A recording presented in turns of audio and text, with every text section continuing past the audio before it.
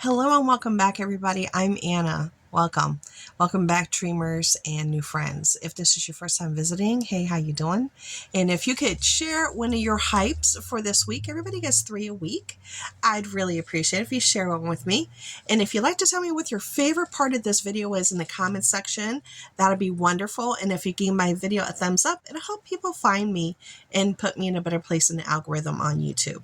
So today is a video inspired by Mornings with Granny. And this is her. Mornings with Granny. That's her. I follow her. And a day ago, she did this video. And I was like, you know what? I think I want to challenge myself to see what I can come up with. So I'm going to put her channel up here. So a circle with an I. If you tap on it, it'll drop down there near the comment section. And you could go visit her channel right after you watch what I have to say. So hang out with me for a little while. So this is what it is. What would you buy if you could buy only get 20 food items this week? What would I buy and why? Now, everybody's situation is a little different. I'm a family of 6, so there you go. I would buy ground beef. Ground beef is very versatile. You can use it with a lot of other things, and we'll get into it in a second. The second item I would purchase would be potatoes.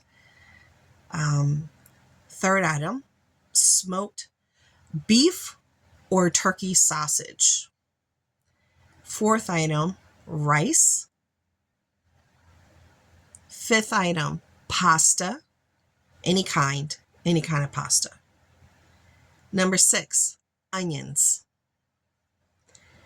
Number 7, bread. Number 8, cheese. Number 9, eggs. Number 10, pancake mix. Number 11, chicken. Just any kind of chicken. Like I would probably pick like the biggest bag of chicken that whatever store I was in, I'd probably get just the biggest bag that they had. Number 12, salad. Like a huge thing of spinach, bag spinach. 13, oats, quick oats.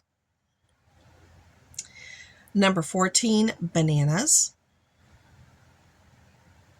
Number 15, peanut butter. 16, jelly, any kind of jelly, whatever is your preference. 17, beans, my preference for beans. They can be dry beans, it could be wet beans, just whatever kind of beans that you want to get. Anything that's supplemental to what you may already have that you can combine. You might have other kind of beans already on your shelf that could be dry, and you could do like a 5-bean mix type, crock pot meal, So I say Bush's beans vegetarian because those are my favorite.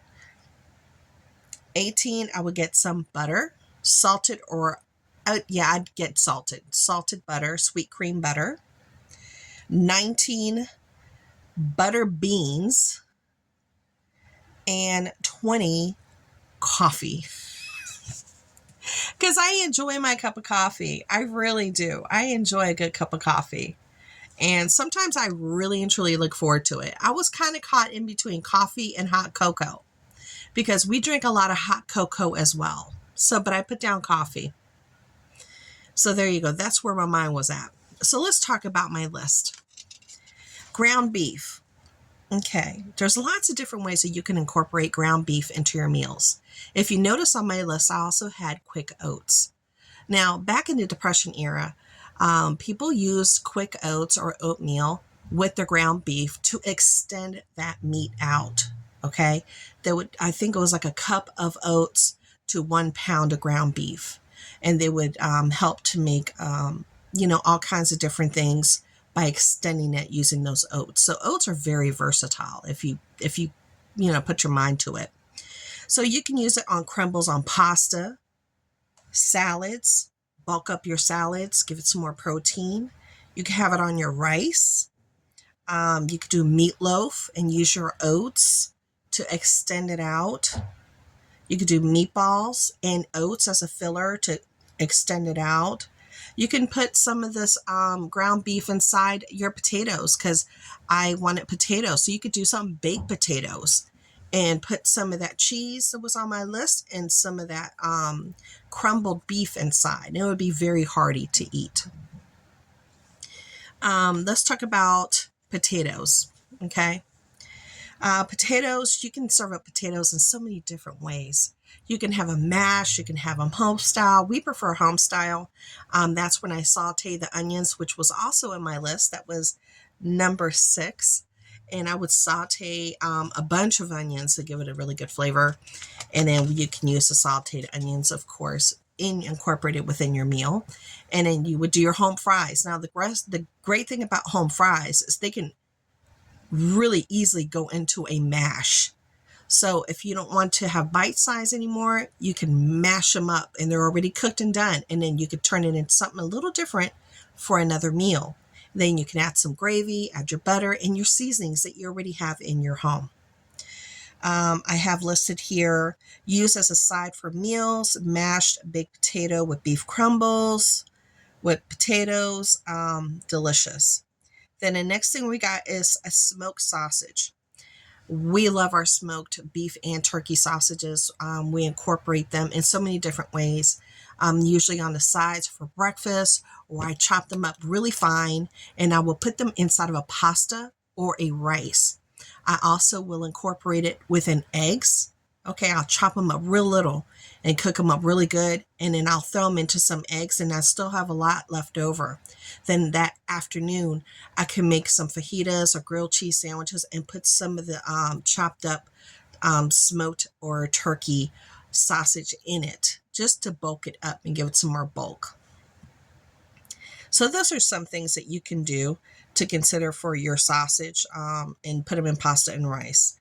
And then you got your rice, which is very versatile and it lasts a very long time on your shelf, especially if it's white rice. Brown rices have a short-term life because of the natural oils. Okay, just a heads up. Now, rice you can eat with beans because I did list 2 different kinds of beans there. I said butter beans and the Bush's vegetarian beans.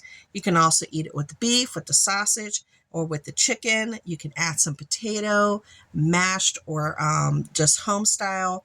You got your eggs, like, in Puerto Rico, you would make some rice and then you put an egg on top. So there's lots of different ways that you can incorporate things within your rice. It's just such a wide range. And you can make rice soup, chicken bouillon, and then it's just a chicken rice and bouillon. And then you could throw some chicken or throw some beef in there too. There's just so many things that you can do. Then we're going to talk about briefly pasta. Oh, pasta is so versatile. I love pasta.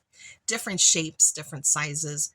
It kind of makes you feel like you're having something new, especially with all the different, the different textures, because some of them are thinner, some of them are thick, some of them have twists. So it feels like you're having something new when you're really not. And you can have it with a butter sauce. You can have it with any kind of sauce you already have in your home or that you can create. You can also do it with the beef, the chicken, the sausage. You can add potatoes to it. You can create a cold salad using some of the leftover dressings that you have inside your fridge with like Italian dressing or something. And you can have cold salads. You can add potatoes to that too, or even a hard-boiled egg and chop it up really fine and throw it in there too, because eggs was on my list. And you can add beans to it too, because I do have like the buttered beans and I do have the Bush's beans there on my list. Now, cheese is just self-explanatory. Bread, explanatory. You can make sandwiches.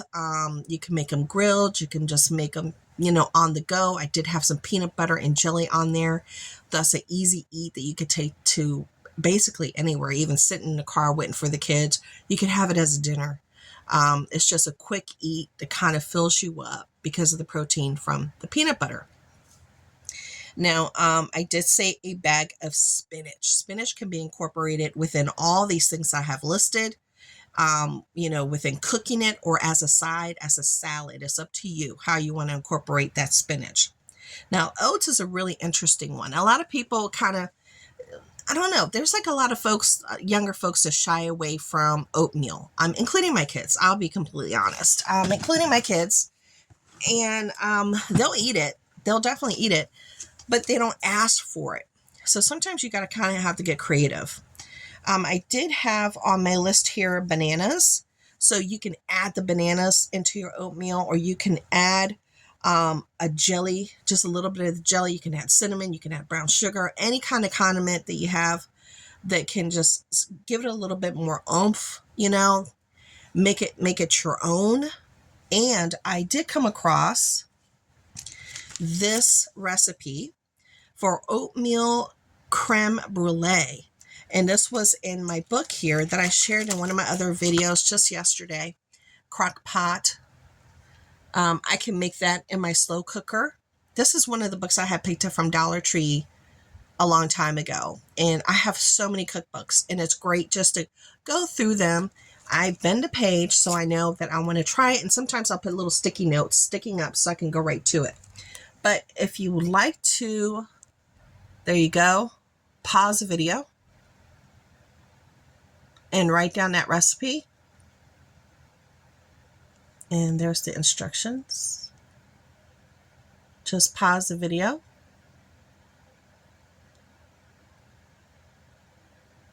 Okay. And it's going to look like that. Now, oats, I want to make that this week, actually. That's why I haven't been. I was like, oh my gosh, that looks amazing.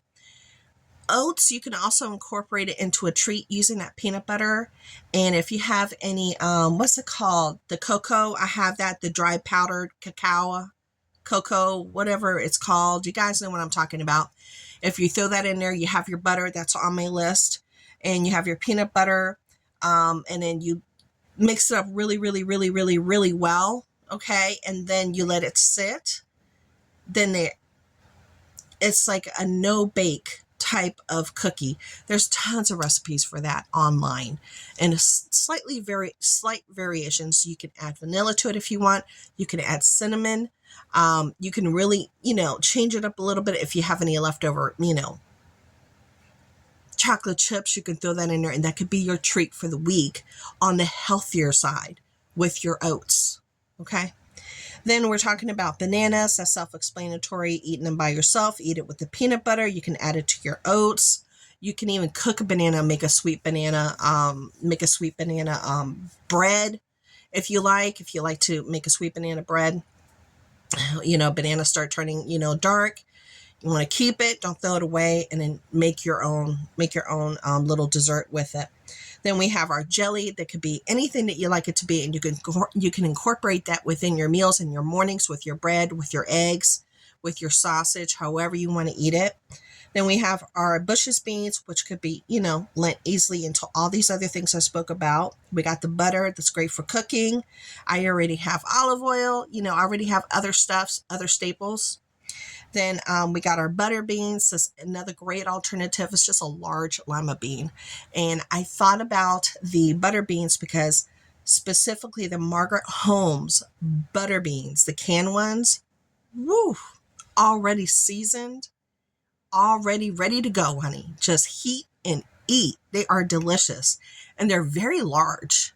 So they're very filling. Seasoned, large, and filling. Can't go wrong. Then, of course, you have your coffee. I should have said hot cocoa now, because it's that time of the season is going to start getting a little cold, so hot cocoa is nice too. But I'm going to leave the coffee.